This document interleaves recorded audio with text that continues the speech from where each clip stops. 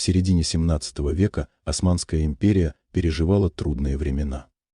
Власть султанов ослабла, а решающую роль во дворце все чаще играли женщины гарема и приближенные евнухи. Среди них выделялась одна фигура – Кёсем Султан. Для одних она была мудрой регентшей, державшей империю от распада. Для других – безжалостной интриганкой, которая ради власти принесла в жертву даже собственных детей. Но самой темной страницей ее биографии стала смерть. Официальные хроники говорят о дворцовом перевороте. Современники шептались о заговоре соперниц. А самые смелые версии утверждали, она вовсе не погибла, а исчезла, инсценировав гибель. В ночь ее последнего дня дворец Топкапы был укутан тишиной. В коридорах пахло маслом факелов и сыростью мрамора. Слуги шептались тише обычного, будто сама тьма велела им молчать. Над морем стоял густой ветер, и через открытые створки окон он тянул в покой влажный холод. Все вокруг казалось предвестием. Слишком спокойная ночь редко означала мир во дворце, где каждое утро могло начаться с новой казни. Кёсем находилась в своих покоях, где все говорило о ее власти и долголетии. Тяжелые ковры, ковчеги с письмами визирей, янтарная четка на столике. Но эта ночь была иной. Слуги замечали, что в воздухе висело напряжение. Топкапы словно ждал события, о котором никто не решался сказать вслух. Сначала появились шаги в коридоре. Они звучали размеренно, слишком уверенно, будто люди знали, что их никто не остановит. Затем дверь распахнулась, и в помещение вошли несколько фигур. Они двигались быстро и решительно. Это не был визит с вестями, это было начало конца. Позже рассказывали, что свет в комнате был потушен. Слышался короткий шум, приглушенная борьба, а затем резкий крик, быстро оборвавшийся. Когда свет вернули, Кёсем лежала на ковре. На ее шее была затянута петля. Гибель выглядела одновременно явной и подозрительно чистой, как будто сцена была подготовлена заранее. Весть разнеслась мгновенно. И сразу появились версии. Первая, официальная, ее смерть была результатом дворцового переворота. Влиятельные визири и янычары больше не желали терпеть вмешательство женщины в дела государства. Для них ее устранение было вопросом выживания империи. Эта версия вошла в хроники и стала правдой для истории. Но существовали и другие толкования. Многие верили, что приказ исходил от ее внука, молодого султана, который хотел избавиться от влияния бабушки и стать полноправным правителем. В его окружении часто звучали слова о том, что слишком долгою была ее власть. Для юного государя ее устранение было способом освободиться от тени, которая затмевала трон. Третья версия указывала на гарем. Соперницы Кёсем, особенно Турхан-Султан, невестка и мать наследника, имели собственный интерес. Их союзники утверждали, что именно женщины гарема сплели заговор. Убийство стало кульминацией борьбы между старой и новой силой дворца. Этот вариант выглядел особенно правдоподобным, потому что в Османской империи женские интриги часто решали не меньше, чем армия. Наконец, существовала и самая дерзкая теория. Ее смерть была инсценировкой. Подозрительно чистая сцена, противоречивые показания, исчезающие и возвращающиеся упоминания в документах. Все это рождало слухи, что Кёсем могла скрыться, оставив врагов спорить о ее судьбе. В народных легендах долгие годы ходили истории о женщине, которая не умерла, а ушла в тень, наблюдая за империей, словно тень от самого Топкапы. Утро принесло новые распоряжения и официальные бумаги. Империя проснулась уже без своей Валиде. Но дворец еще долго гудел от слухов. Для одних она осталась символом власти и силы. Для других — символом предательства и крови. В каждом рассказе о ней отражалась лишь часть правды, а истина растворялась в темноте той ночи. Так завершилась жизнь женщины, державшей в руках судьбы султанов. Но понять ее смерть невозможно без возвращения к началу пути. Чтобы разобраться, кем была Кёсем Султан и почему ее имя до сих пор вызывает споры, нужно вернуться назад, к ее первым шагам во дворце и к той загадочной силе, которая сделала рабыню из далекой земли хозяйкой империи. В начале XVII века Османская империя жила на пересечении миров. С одной стороны – величие Стамбула, богатые караваны, мощь армии. С другой – тени кризиса, восстание янычар, падение дисциплины и постоянная угроза извне. В эти годы на трон взошел султан Ахмед, еще юный и неопытный. А вместе с ним во дворец вошла девушка, которой было суждено стать самой могущественной женщиной эпохи. Но откуда она пришла – вопрос, на который до сих пор нет ответа. Хроники называют ее по-разному. Одни пишут, что ее звали Анастасия, дочь греческого священника с острова Тинос. Ее будто похитили в набеге и привезли в Стамбул. Другие версии утверждают, что она была рабыней из далеких земель, проданной на невольничьем рынке. Есть и те, кто говорит, ее происхождение было настолько туманным, что его придумали заново, чтобы украсить легенду. И в каждой из этих историй своя правда, потому что жизнь в гареме всегда начиналась с тайны. Гарем был не просто домом женщин. Это была сложная система, где переплетались любовь, власть, страх и политика. Новая рабыня могла исчезнуть бесследно, так и не оставив следа. Но могла, если повезет и если умела играть, подняться до высочайшего положения. Судьба Кёсем или Анастасии стала примером второго пути. Воспоминания современников говорят, что она выделялась не только красотой, но и умом. Ее глаза замечали то, что другие женщины игнорировали. Она быстро учила язык, понимала правила, улавливала настроение наставниц и евнухов. В мире, где каждая ошибка могла стать последней, именно ум и наблюдательность становились ценнее, чем происхождение или внешность. Султан Ахмед впервые увидел ее в саду гарема. Так говорят легенды. Официальные хроники осторожнее. Она была представлена ему во время одной из церемоний. Каким бы ни было знакомство, вскоре она стала его фавориткой. Здесь начинается главная развилка ее образа. По одной версии, все было историей любви. Молодой султан влюбился в греческую красавицу, которая отличалась скромностью и мягким характером. Она отвечала ему взаимностью, и эта искренняя привязанность сделала ее любимой женой и матерью наследников. В этой версии судьба Кёсем кажется романтической, пленница, ставшая владычицей благодаря любви. Но есть и другая картина. Современники из Европы писали, что ее поведение было тщательно выверенным. Она якобы быстро поняла, как управлять вниманием султана, то отстраняться, то быть рядом, то демонстрировать покорность, то силу характера. По этой версии Кёсем не столько любила, сколько играла, превращая чувства в инструмент власти. Историки до сих пор спорят. Одни считают, что юный Ахмед действительно мог влюбиться искренне. Другие указывают, слишком быстро после появления Кёсем она получила привилегии, слишком точно двигалась вверх по лестнице гарема. Случайностью это назвать трудно. Контраст между двумя версиями ярко виден в ее первых шагах. В одних описаниях она предстает женщиной, которая ждала султана в саду, читала ему стихи и делилась мечтами. В других – расчетливой пленницей, которая знала, что единственный путь к выживанию и могуществу в Топкапы – это место рядом с правителем. Ее быстрое возвышение подтверждают документы. Уже через несколько лет она родила султану детей, что усилило ее положение. В гареме мать наследников имела почти неприкосновенный статус. Она получила собственные покои, привилегии и уважение. Но вместе с этим и врагов. Другие наложницы, старшие жены и их союзники видели в ней угрозу.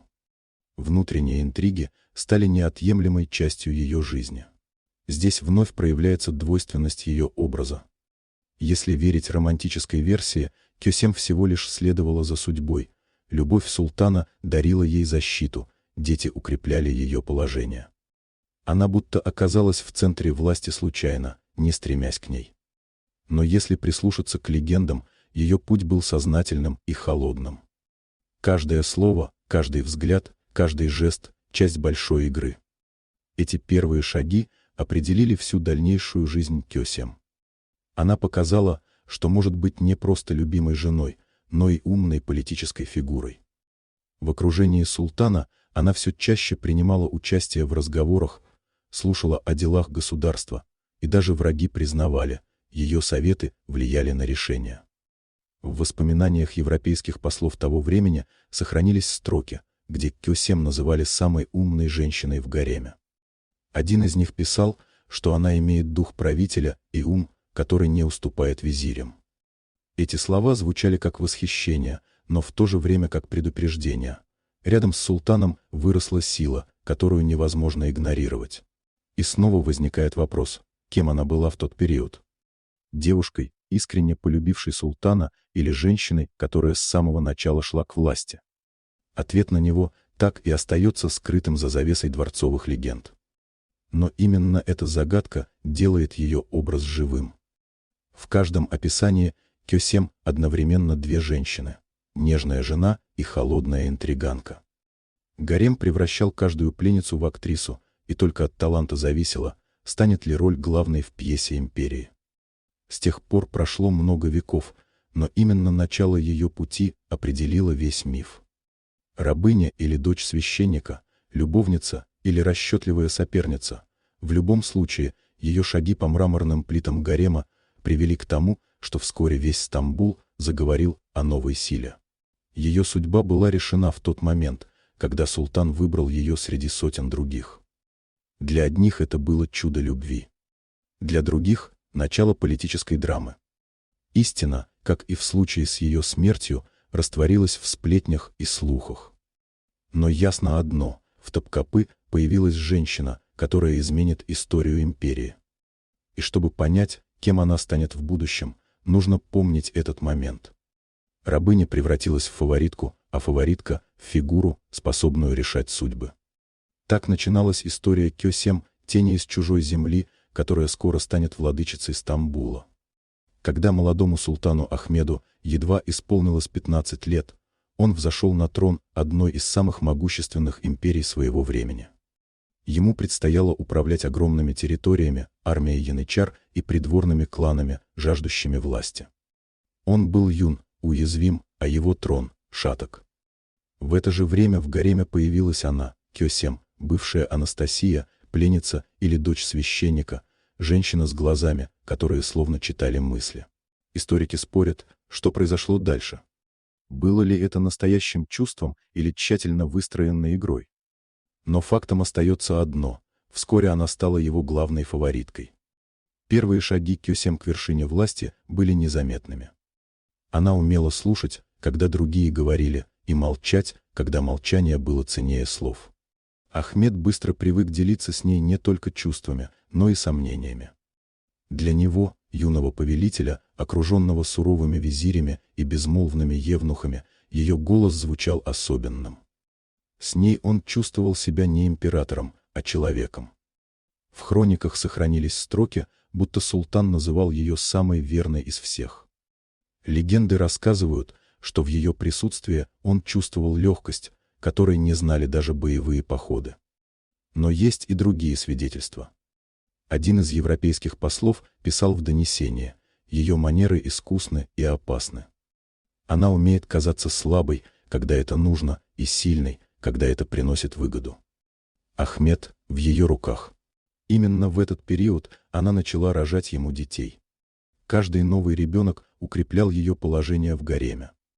В Османской империи мать наследника становилась ключевой фигурой. И снова возникает вопрос, что двигало ею, любовь или расчет? Некоторые источники утверждают, что она относилась к детям с искренней теплотой. Она заботилась о них сама, выбирала наставников, следила за их здоровьем, даже кормила грудью. Редкость для гарема, где детей чаще доверяли кормилицам. В глазах современников это выглядело как проявление подлинной материнской любви. Но другие свидетельства рисуют иную картину. Кёсем будто бы использовала детей как живой щит и залог власти. Чем больше сыновей, тем прочнее ее место. В гареме ходили слухи, что она будто молилась не о здоровье ребенка, а о том, чтобы именно он оказался на троне. В этих историях ее материнство выглядело не чувством, а стратегией. Именно дети превратили ее из наложницы в мать будущего султана. И с этого момента ее слово стало весить больше, чем украшения на золотых подносах. Она все чаще участвовала в разговорах о государственных делах. Сначала как доверенное лицо султана, позже как человек, чье мнение могло изменить исход совета. Ахмед, не имея опыта, искал в ней поддержку. Говорили, что он обсуждал с ней налоговые реформы, военные кампании и назначение визирей. Для одних это выглядело как доказательство ее мудрости. Для других – как признак того, что султан оказался игрушкой в руках женщины. Европейские дипломаты внимательно наблюдали за ее влиянием. Один из венецианских послов писал: «Она не только любимая жена, но и советник. Ни одно решение не проходит без ее слова. Она улыбается редко, но в ее молчании чувствуется больше власти, чем в голосе самого султана». Другой, француз, добавлял: «Опасность этой женщины в том, что она делает свои шаги мягко, и потому они кажутся естественными». В эти годы вокруг ее образа начала складываться легенда. Простые жители слышали о ней как о женщине, которая заботится о бедных, раздает милостыню, освобождает рабынь. Для народа она была почти святой. Но в коридорах дворца ходили другие слухи. Там ее называли женщиной-змеей, шептались о ее хитрости и холодном сердце. Так рождался миф, где в одном лице соединялись две противоположности – нежная мать и безжалостная интриганка. Именно в этот период появляются первые ложные следы ее биографии. Например, есть упоминание, что она будто бы участвовала в решении казнить одного из визирей, который угрожал ее положению. Но документальных доказательств нет, возможно, это было слухом, пущенным врагами. В другой версии говорится, что именно она настояла на мире с Персией, чтобы Ахмед мог укрепить власть внутри страны. Но и это противоречит другим источникам, где мир приписывается исключительно султану. Так или иначе, ее имя все чаще упоминали не только в хрониках гарема, но и в государственных донесениях. Султан все больше зависел от ее мнения, и это настораживало приближенных. Мужчины, веками державшие власть в своих руках, не могли смириться, что рядом с юным Ахмедом стоит женщина, способная повлиять на их судьбы.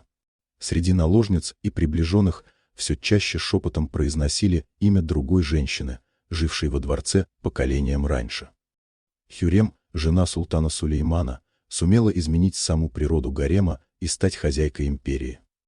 Для многих придворных Кёсем казалась ее продолжением. Одни говорили, что она училась на ее примере, также превращала любовь в инструмент власти, также шаг за шагом ломала вековые традиции. Другие утверждали, что Кёсем сама стремилась превзойти Хюрем и стать новой легендой. Так или иначе, ее судьба все сильнее напоминала историю той, кто первой показала, что женщина может править не меньше, чем султан. С каждым годом она укрепляла свое положение. Ее покои становились центром не только личной жизни султана, но и политических переговоров. Именно там решались судьбы провинций, назначались визири, строились планы на будущее. Кёсем постепенно превращалась в серого кардинала еще при жизни своего мужа. И это был лишь первый шаг к вершине. В глазах Европы и Востока она уже тогда была фигурой особенной. Для одних – воплощение женской силы и мудрости. Для других – угроза устоям и традициям. Но все сходились в одном – эта женщина не остановится на достигнутом. Она научилась использовать любовь как оружие и материнство как стратегию. И именно это сочетание делало ее неуязвимой. Впереди ждали новые испытания. Ахмед был молод и смертен, а его трон шаток. Но уже в эти годы стало ясно, даже если султан падет, Кёсем найдет способ сохранить власть. Потому что она не просто фаворитка, не просто мать султанов. Она – женщина, которая училась держать в руках империю, играя одновременно роль возлюбленной и правителя. После смерти султана Ахмеда во дворце воцарилась тревожная тишина. Империя, привыкшая к жестоким законам престола наследия, снова стояла на пороге хаоса. По традиции, каждый новый султан должен был избавиться от братьев и племянников, чтобы никто не мог оспорить его власть. И именно в этот момент на первый план вышла Кёсем, уже не наложница и не фаворитка, а вдова султана и мать наследников. Официальные хроники говорят, что она помогла сохранить династию, удержала детей от гибели и провела империю через опасный переход. Но куда чаще звучали другие рассказы, более темные. В них Кёсем была не спасительницей, а хищницей, которая сама решала, какие дети достойны жить, а какие должны исчезнуть. Гарем всегда был местом тайн. Там запах ладана смешивался с запахом страха, а каждый взгляд мог оказаться доносом. Женщины и евнухи знали, что судьба принцев решается не только в диване визирей, но и за завесами покоев. И имя Кёсем звучало там чаще других. После смерти Ахмеда на трон посадили его брата Мустафу, прозванного Безумным. Его правление было кратким и слабым. В гареме и за его пределами считали, что именно Кёсем стояла за его низложением. Слишком удобно было убрать безвольного мужчину, чтобы расчистить дорогу собственным детям. На смену Мустафе пришел Мурат, сын Кёсем. Ему было всего 11 лет, и власть снова сосредоточилась в руках матери. Говорят, что в эти годы она окончательно стала серым кардиналом империи. Но вместе с этим росли и слухи о молодых принцах, исчезавших один за другим, о женщинах, которых обвиняли в колдовстве, а потом тихо вывозили из дворца. Европейские послы писали о ней с опаской. Один из венецианцев доносил: она решает судьбы принцев. Если ребенок не ее крови, он долго не живет. Другой, француз, утверждал, что приказы на казнь молодых родственников султана исходили именно из ее покоев. В этих донесениях Кёсем рисовалась не матерью-защитницей, а жестокой правительницей, которая убирала каждого соперника ради сыновей. Конечно, существовали и другие версии. Некоторые летописцы утверждали, что именно она впервые попыталась отказаться от кровавой традиции братских убийств. Якобы ее усилиями несколько принцев остались в живых, чего раньше никогда не случалось. Народные легенды рисовали ее милосердной матерью, которая молилась за династию и раздавала милостыню беднякам. Но эти голоса тонули в более мрачных историях.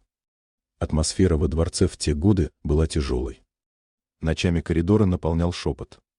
Евнухи бегали из покоя в покое, разнося вести о том, кого видели в последний раз. Женщины замирали при каждом скрипе двери.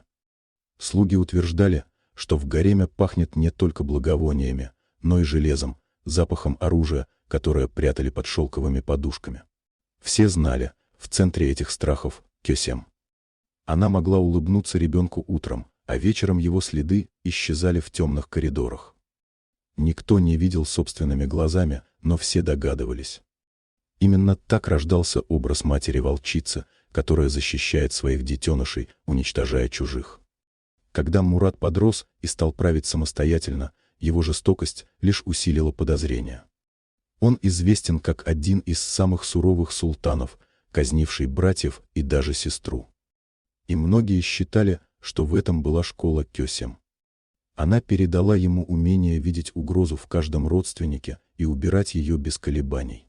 При этом в официальных документах ее имя часто соседствовало с добрыми делами. Она выделяла деньги на строительство мечетей, содержала кухни для бедных, освобождала рабов. Народ видел в ней благодетельницу. Но те, кто жил ближе к трону, знали, за фасадом добрых дел скрывался расчет, а милосердие становилось лишь маской. Так возникла двойная легенда. Для одних она осталась женщиной, спасшей династию от хаоса, удержавшей престол в руках ее сыновей. Для других — хищницей, которая своими руками писала кровавую летопись гарема. Но именно темная версия казалась убедительнее. Слишком много совпадений, слишком много исчезнувших жизней, слишком часто ее имя всплывало рядом с казнями. Дворец Топкапы в эти годы жил в атмосфере страха и недоверия. Люди привыкли не задавать вопросов и не произносить имен. Но все знали, Если судьба ребенка оказывалась под угрозой, решение принимала не толпа визирей и не янычары. Решение рождалось в покоях Кёсем, где за закрытой дверью судьбы переплетались с интригами. Так, шаг за шагом, она превратилась в серого кардинала гарема. Не имея короны, она правила как настоящий монарх. Для одних ее образ стал символом силы и мудрости, для других — символом крови и предательства. Но равнодушным не оставался никто. И чем больше лет проходило, тем труднее было отделить правду от слухов. Одни клялись, что видели ее слезы у постели детей. Другие утверждали, что ее улыбка означала смертный приговор. Но ясно одно: после смерти Ахмеда именно Кёсем держала в руках судьбы османов. И за этот дар империя заплатила слишком высокой ценой. После смерти Ахмеда и воцарения ее сыновей Кёсем не просто удержала власть, она сделала ее частью собственного образа. Теперь она носила титул Валиде Султан, официальной матери правителя, и имела право присутствовать при заседаниях дивана. Для всей империи это стало знаком, что женщина способна не только влиять из тени, но и открыто управлять государством. В народе ее возвышение воспринималось как надежда. На улицах Стамбула говорили, что пока мать Львов стоит у трона, династия османов не рухнет. Ее имя связывали с раздачей милостыни, с заботой о бедных и пленниках, с тем, что в смутные годы она удерживала власть от распада. Но внутри дворца картина была иной. Здесь Кёсем стала фигурой, которая могла поставить или снять любого визиря, назначить казну на войну или строительство мечети. Она превратилась в центр политической игры, и каждый шаг вызывал страх. При ней исчезали не только соперники из гарема, но и мужчины в диване, слишком смело бросавшие вызов. Именно в этот период появилось ее прозвище «Мать Львов». Для народа оно звучало гордо, для приближенных — угрожающе. Львы в ее представлении были ее сыновьями, которых она выводила к трону, но и сама она все больше напоминала хищницу, способную броситься на любого, кто сомневался в ее власти. Слухи о ее причастности к казням продолжали множиться, и уже никто не пытался отделить правду от вымысла. Одни видели в ней гаранта стабильности, другие — источник крови. Но спорить было бессмысленно. Вся империя знала, что без ее слова не решается ни одно дело. Так Кёсем окончательно утвердилась в роли регентши. В народной памяти, как опора империи. В памяти дворца, как властительница, у которой не дрожала рука, если требовалось убрать даже самых близких. И в этой двойственности окончательно закрепился ее образ. Мать Львов, женщина, которую любили и боялись одновременно. К середине XVII века власть Кёсем достигла вершины. Она больше не была лишь матерью султана или хранительницей гарема. Теперь ее имя звучало громче любого визиря. Формально правили юные султаны, сначала ее сын, затем внук. Фактически же решение принимала она. Все дороги в Топкапы вели в ее покое. Там решалось, кто займет пост великого визиря, кого пошлют командовать армией, а кого — на эшафот. Одним словом, Кёсем возвышала и уничтожала. Евнухи и чиновники знали, без ее милости не выжить. Европейские послы писали о ней с уважением и страхом. Венецианцы отмечали, она распоряжается казной и назначениями, и ее слово весит больше, чем подпись султана. Французы называли ее самым влиятельным человеком империи. Для Европы это было невероятно. Женщина из гарема превратилась в политического игрока, равного монархам. Кёсем держала под контролем финансы. Она решала, куда пойдут деньги — на войну, строительство мечетей или подкуп янычар. Она вела переговоры с послами, и многие считали ее слово надежнее султанского. Даже враги признавали, без нее не двигалось ни одно важное дело. Но вместе с могуществом росла и ненависть. Мужчины при дворе не могли смириться, что все нити власти сосредоточены в руках женщины. Визири шептались о том, что их решения проверяются в ее покоях. Командиры армии видели в ней угрозу устоям. Каждый новый шаг Кёсем рождал недовольство, и постепенно это недовольство превращалось в заговоры. Во дворце царила атмосфера страха. Слуги говорили, что любое слово могло обернуться доносом. Евнухи бегали по коридорам, разнося слухи, кто потерял ее милость. Империя жила в ожидании. Сегодня один фаворит возвышен, завтра казнен. При этом народ продолжал видеть в ней гаранта стабильности. Она устраивала раздачу хлеба, поддерживала мечети, помогала беднякам. Простые жители называли ее матерью империи. Но внутри дворца о ней говорили иначе, как о властительнице, у которой не дрогнет рука, если нужно убрать соперника. Историки спорят, сколько именно казней связано с ее именем. Официально решение принимал султан. Но послы и свидетели утверждали, приказы исходили от Кёсем. Так рождался миф о сером кардинале империи. Женщина без короны управляла государством тверже, чем многие правители до нее. Но каждая вершина таила опасность. Чем больше власти было у Кёсем, тем больше врагов она наживала. Молодые янычары ворчали, что империей управляет женщина. Визири тайно объединялись против нее. Даже в семье зрело соперничество. Ее невестка Турхан-Султан стремилась занять место при троне. Империя оказалась в ее руках. Но именно это сделало ее уязвимой. Каждый новый день приносил ей и славу, и угрозу. Ее власть была абсолютной, но ненависть вокруг росла. И уже тогда шепотом говорили, когда падет Кёсем, падет и весь порядок во дворце. Вечер в Топкапы начинался обычно. Слуги тушили светильники в коридорах, оставляя лишь редкие факелы, которые дрожали на сквозняках. Ветер с Босфора проникал в щели оконных рам, неся с собой запах соли и сырости. Но в покоях Кёсем тишина была иной, слишком глухой, слишком тяжелой. Сама атмосфера напоминала о надвигающемся конце. Она привыкла к страху, привыкла к заговорщикам и доносчикам. Но этой ночью ее не покидало ощущение, что все ходы уже просчитаны против нее. Визири все чаще оборачивались к Турхан-Султан, ее молодой невестке. Гарем гудел от слухов. Молодая султанша собирает сторонников, обещает золото и новые должности тем, кто поможет избавиться от властной свекрови. Около полуночи шаги в коридоре стали глухими и тяжелыми. Евнухи не скрывали присутствия, напротив, шагали уверенно, словно знали, что никто не осмелится им помешать. Вместе с ними пришел визирь, державший в руках свиток. Это был приказ, холодный, официальный, но в его строках не оставалось сомнений, конец близок. За визирем вошли женщины гарема. Их лица скрывали плотные вуали, глаза блестели от решимости.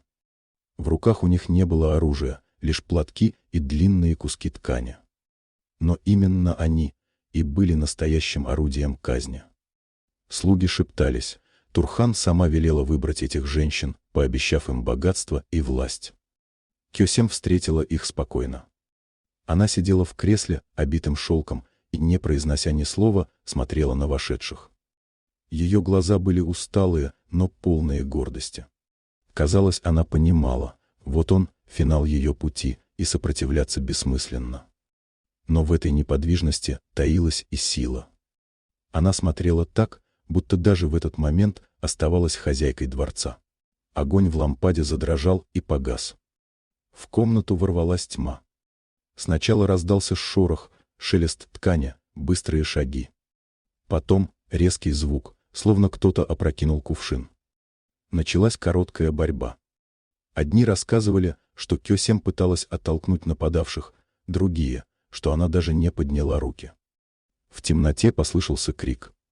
Высокий, рваный, похожий на крик птицы, раненой в полете.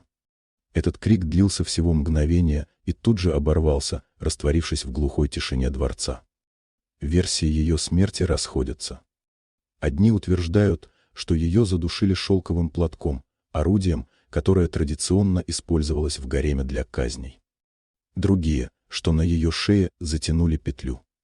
Но все источники сходятся в одном – смерть пришла из женских рук. Именно наложницы Турхан стали палачами, а евнухи лишь стояли рядом. Это и стало символом той ночи. В мире, где женщины считались пленницами гарема, именно они проявили жестокость, которой боялись даже янычары. Женская ненависть оказалась страшнее мужских заговоров.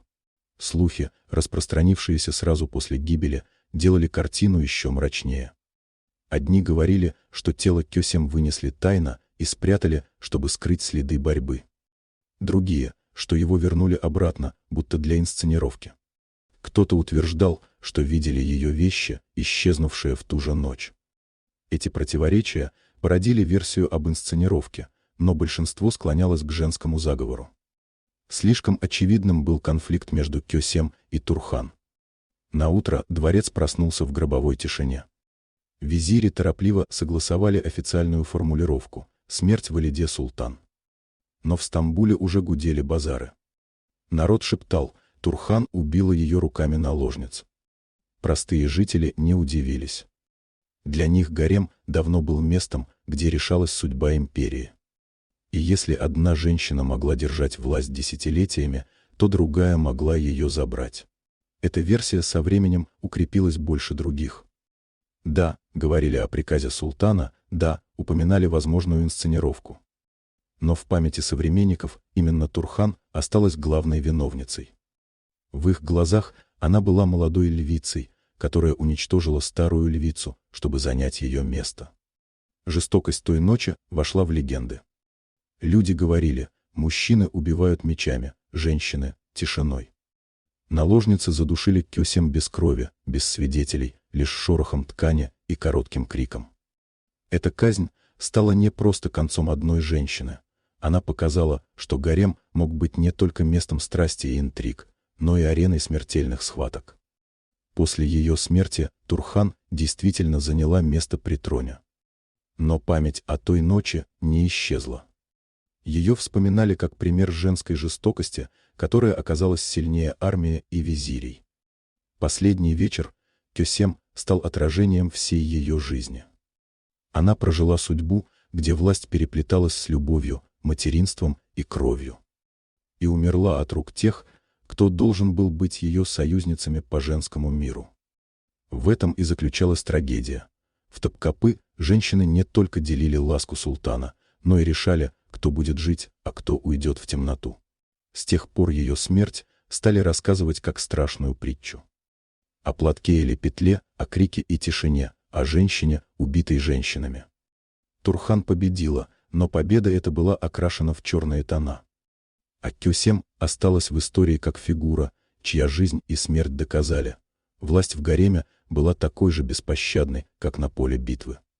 Шепот, наполнивший Топкапы после смерти Кёсем, не утихал ни через день, ни через месяц, ни через годы. Он словно впитался в стены мраморных коридоров, и каждый, кто проходил мимо покоев, где угасла ее жизнь, слышал в тишине эхо той ночи. Версии множились. Официальные хроники говорили о воле султана. Слухи приписывали заговор Турхан. Народные легенды шептали о побеге и инсценировке. Но истина растворилась в этих противоречиях. И именно в этом самая большая загадка Кёсем. Даже смерть не смогла поставить точку в ее истории. Прошли века, но и сегодня историки продолжают спорить о ней. Одни утверждают, что она была великой правительницей. Женщина, которая удержала империю в годы хаоса, которая сумела стабилизировать трон в период детских султанов, сохранить армию от распада, удержать провинции от мятежей.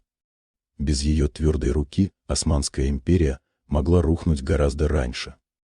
Для этих исследователей Кёсем — спасительница династии, мудрая регенша, чьи решения, как бы суровы они ни были, служили одной цели — выживанию государства. Другие рисуют ее образ куда мрачнее. В их глазах Кёсем — мать-убийца, принесшая в жертву даже собственных сыновей ради власти. Хроники казней, исчезновения принцев, подозрительные смерти наложниц и визирей — все это они связывают с ее именем. Для них она — воплощение холодного расчета, доказательство того, что в гареме власть добывалась не только красотой и хитростью, но и кровью. Между этими двумя крайними образами бесконечный спектр интерпретаций. Одни видят в ней женщину, сыгравшую вынужденную роль, другие – амбициозную властительницу, сознательно шедшую по пути жестокости. Венецианские и французские послы, оставившие записи, то называют ее мудрой матерью империи, то женщиной-змеей. И все они описывают одну и ту же Кёсем. Сегодня ее имя в учебниках стоит рядом с сильнейшими фигурами османской истории. Но всегда с двойным подтекстом. Символ силы и символ страха. Пример женской власти и напоминание о том, какой ценой она дается. Ее биография – это одновременно история величия и предательства, любви и расчета, материнства и крови. Эта двойственность делает ее образ живым. Кёсем невозможно воспринять однозначно.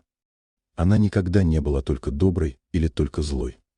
В ней всегда переплетались два начала – мягкость матери и холодность правителя.